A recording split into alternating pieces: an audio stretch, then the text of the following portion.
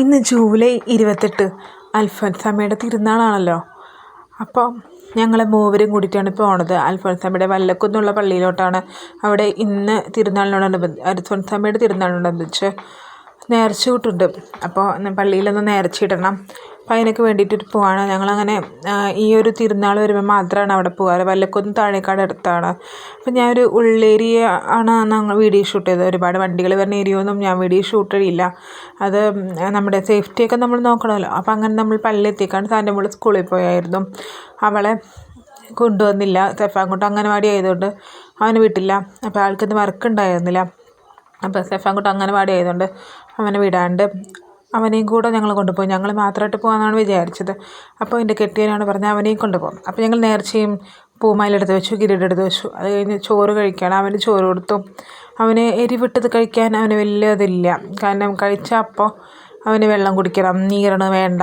പക്ഷെ അവന് എരിവിടാണ്ട് 5-6 വായി കൊടുത്തുള്ളൂ. പക്ഷെ വീട്ടിൽ വന്നിട്ട് ചോറൊക്കെ വേറെ നിറച്ച് കൊടുത്തായിരുന്നു കേട്ടോ. എരിവിടാത്ത കൂട്ടാനൊക്കെ കൂട്ടി കൊടുത്തായിരുന്നു.